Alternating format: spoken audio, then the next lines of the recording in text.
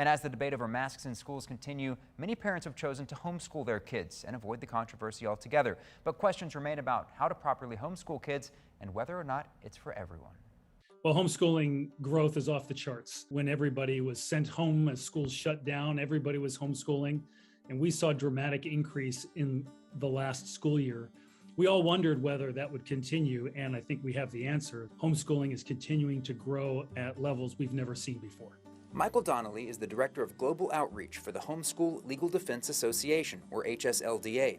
He says homeschooling is a great way for parents and children to experience learning together, but there are a few things to keep in mind. I know the laws vary by state. In Michigan, it looks like there are a couple options for potential homeschoolers out there. What are we looking at in that regard? Well, Michigan's a great place to homeschool. You can start a non-public school, or you can homeschool under the homeschool law, or you can do both. If you choose the non-public school option, the instructor must have a teaching certificate, teaching permit, or a bachelor's degree, and you have to send information to the local superintendent with details about the student being homeschooled. The other option, however, is more relaxed. If you're homeschooling under the homeschool law, an organized program of instruction is required in certain subjects. There's no need for parents to send in a notice of homeschooling.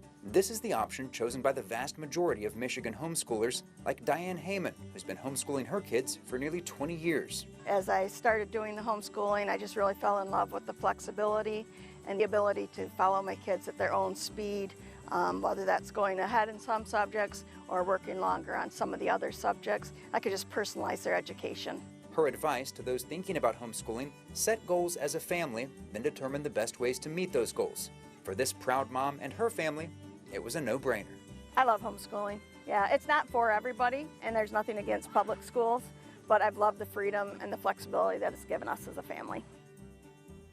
And if you think homeschooling might be the best option for you and your family, there are plenty of resources available. To learn more, just visit the web version of this story at 13onyourside.com. 13 Reads, sponsored by Toyota of Grand Rapids.